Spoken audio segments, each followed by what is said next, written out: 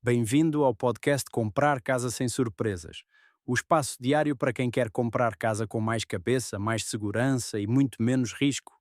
Porque no imobiliário o que parece simples raramente é simples. O que parece urgente nem sempre é importante. E o que parece uma oportunidade, muitas vezes é só uma armadilha bem embalada. Aqui não há conversa para adormecer. Há método, há leitura do jogo, há perguntas que protegem, há sinais que quase ninguém vê. E há tradução clara daquilo que tantos tentam complicar para o fazer decidir depressa.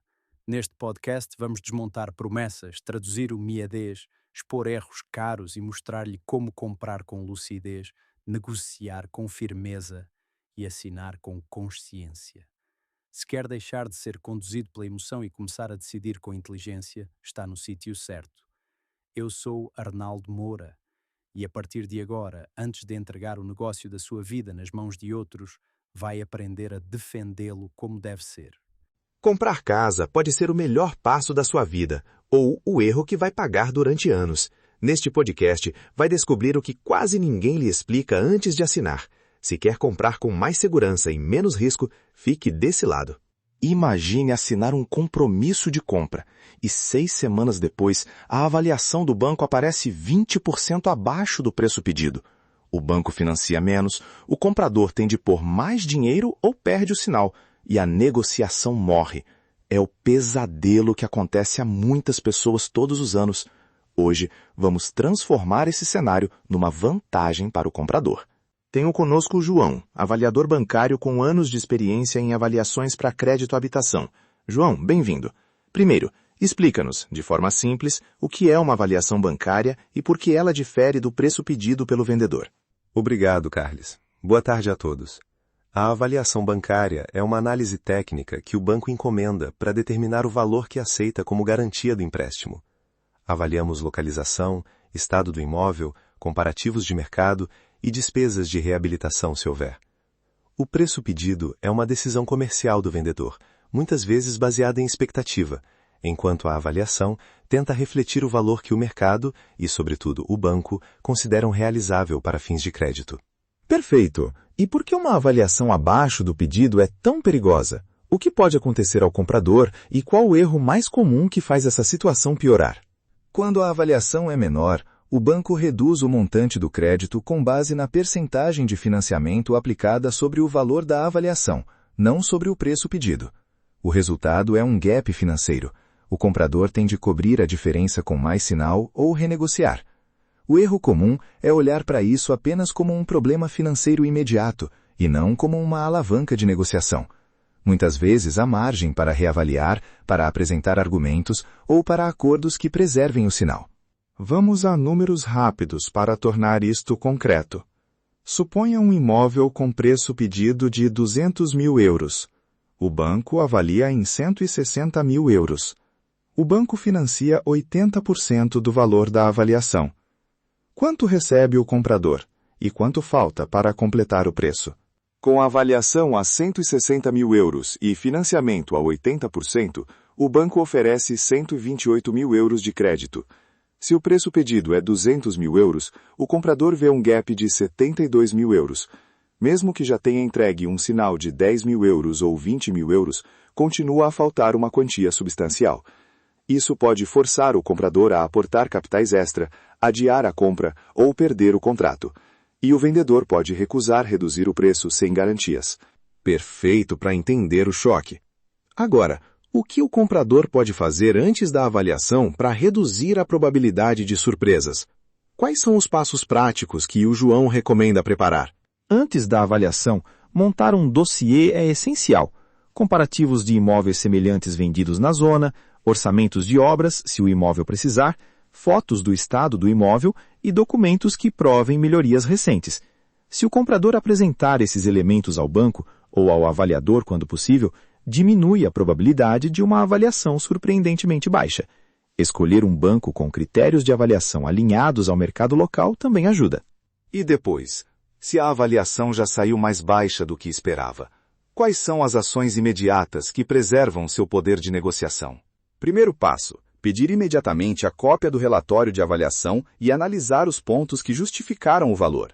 Segundo, preparar um pedido formal de reavaliação fundamentado, juntar comparativos, orçamentos de obras e documentação adicional. Terceiro, negociar com o vendedor alternativas realistas, que contribua com parte do gap, aceitar uma redução de preço, dividir custos de reabilitação ou acordar prazos para novo financiamento. E sempre que possível, inserir no CPCV uma cláusula condicionante relacionada com o resultado da avaliação e a disponibilidade de financiamento. Fala-se muito da cláusula condicionante. Dá-nos um exemplo prático de redação simples que protege o comprador sem bloquear a negociação? Uma cláusula útil é: a celebração da escritura fica condicionada à obtenção, por parte do comprador, de financiamento bancário no montante mínimo de X% do preço de compra, tendo em conta o valor da avaliação bancária. Caso a avaliação bancária seja inferior ao preço de compra em mais de Y%, o comprador pode optar por I. Resolver o contrato com a restituição do sinal, I. Renegociar o preço, I. Apresentar outro meio de financiamento dentro de Z dias. É importante adaptar percentagens e prazos ao caso concreto e registrar tudo por escrito. Excelente! Para fechar, um checklist mental de 5 pontos que todo comprador deve ter quando lida com uma avaliação bancária. Peça o relatório da avaliação e leia-o com atenção. Tenha comparativos e orçamentos prontos antes da avaliação. Separe margem financeira para um possível gap ou negocie cláusulas que protejam o sinal. Se discordar, peça reavaliação fundamentada e apresente novos dados. Negocie contribuições do vendedor ou alternativas que preservem a operação. Essas 5 ações passam o comprador de vítima a negociador. Resumo rápido. A avaliação bancária não é um inimigo, é uma informação.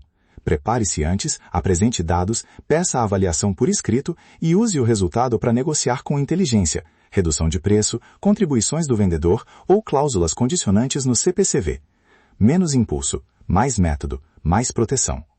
Quer aprender o método completo e ter modelos práticos de cláusulas e pedidos de reavaliação? Peça o seu manual de sobrevivência no ecossistema imobiliário português. Está gratuito por tempo limitado. E conheça o e-book Comprar Casa Sem Surpresas na Hotmart. Se gostou deste episódio, subscreva o podcast para receber dicas diárias e evitar surpresas antes de assinar. Entre o sonho e a assinatura, entra o método. Chegamos ao fim de mais um episódio. Lembre-se, comprar casa não é confiar mais, é verificar melhor. Peça o seu manual de sobrevivência no ecossistema imobiliário português e descubra o método completo em Comprar Casa Sem Surpresas. Proteja-se. Questione tudo. E até o próximo episódio.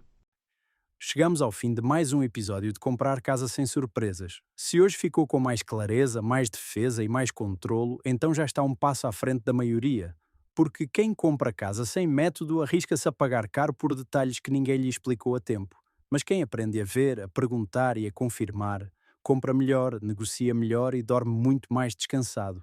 Para continuar esta jornada, eu ofereço-lhe o Manual de Sobrevivência no Ecossistema Imobiliário Português. É o seu alerta inicial, o seu escudo, o seu abre-olhos. E se quer o passo seguinte, o método completo, estruturado e pensado para o proteger do início ao fim, então o e-book Comprar Casa Sem Surpresas foi feito para si. Proteja-se. Questione tudo. Não assine no escuro. E lembre-se sempre disto. No mercado imobiliário, o verdadeiro poder do comprador está na informação, não no entusiasmo. Até ao próximo episódio.